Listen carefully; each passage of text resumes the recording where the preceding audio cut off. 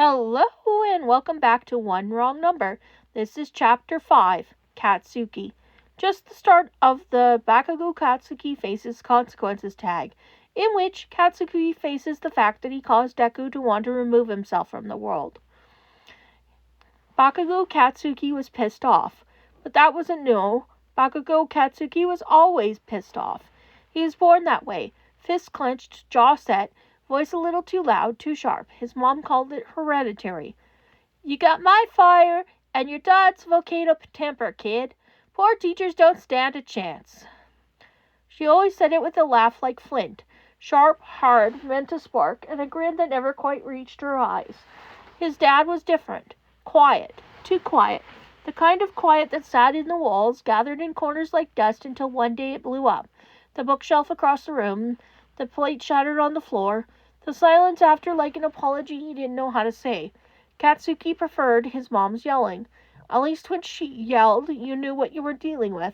So yeah, Bakugo Katsuki being angry, that was normal. That was fine. But this was different. This wasn't anger buzzing under his skin like a live wire. This was something rotten. Something sour. This was something wrong. He slammed into his room like a storm, the door frame cracking from the force. The walls were already marked. Fists, boots, many explosions that left black smudges where they kissed the paint. He didn't care. He needed noise. Chaos. Something to drown out the words. Take a swan dive off the roof and pray for a quirk in your next life. He didn't mean it. He didn't. It was just something to say. Something sharp to make the nerd shut up. The useless, quirkless, creepy little loser who never stopped talking, never stopped following, never stopped smiling like Katsuki was worth something. Who the hell did he think he was? Stupid Deku. Always scribbling in that damn notebook.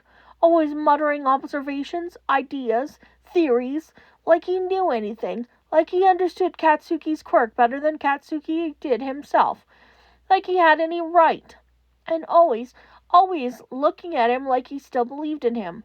Like he trusted him. Like he still loved him. No one looked at Katsuki like that. Not anymore.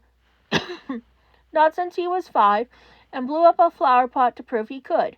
Not since the teacher started whispering that he was volatile. Not since the kids started crossing the hall when they saw him coming. But Deku never flinched. He just smiled. And that smile made him feel seen. And Katsuki hated that. He hated it more than anything. So yeah, he told him to jump. To quit dreaming. To stop pretending. Because dreaming doesn't make you strong. Working does. And Deku doesn't get that. He dropped onto the edge of his bed like a brick. Fists clenched tight enough to split the skin of his palms. The silence in the house clawed at his nerves. Too loud. Too still. It felt like something was waiting. So he turned on the radio. Blasted it. You've reached Reach Out Hotline. This is Yamada Hasashi. How can I help you tonight? He rolled his eyes. Loud, blonde idiot. Acting like he didn't have a brain behind that stupid grin. But sometimes Katsuki let the radio on at night, turned down low, just enough to hear the guy's voice. It helped him sleep. Not that he'd admit that to anyone. Static then. This isn't the number I meant to call.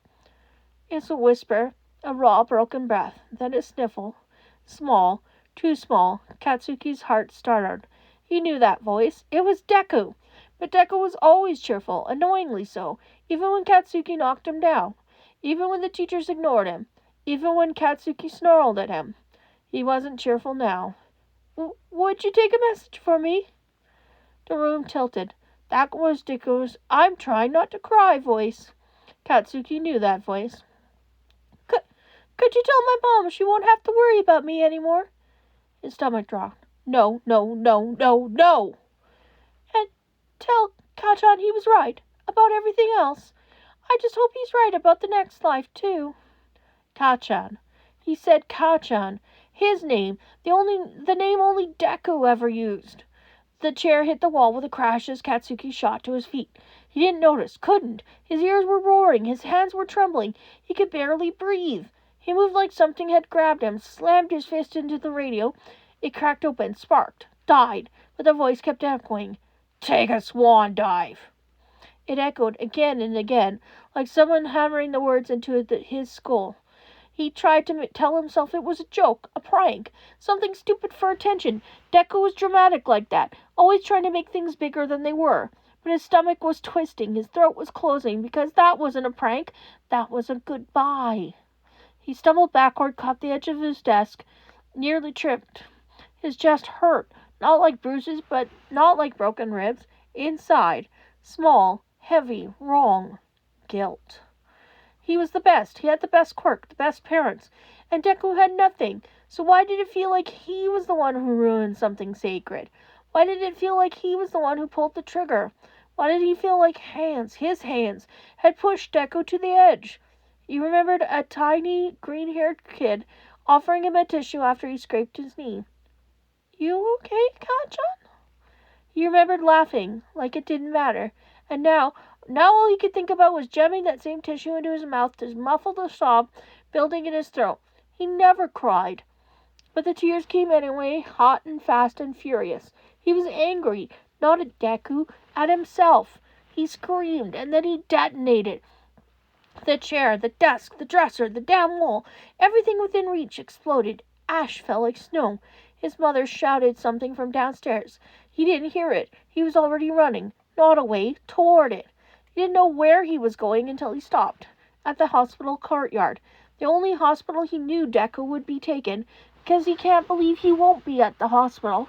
He stood there, breathing hard, palms smoking, eyes bloodshot and wide, his chest still heaving. He didn't go in. He couldn't. Didn't think he deserved to. Not yet. But for the first time in his life, Bakugo Katsuki wasn't pissed off because someone insulted him. He was pissed off because he realized something awful. This was all his fault. And there wasn't a single explosion powerful enough to take it back. And that's the end of that chapter.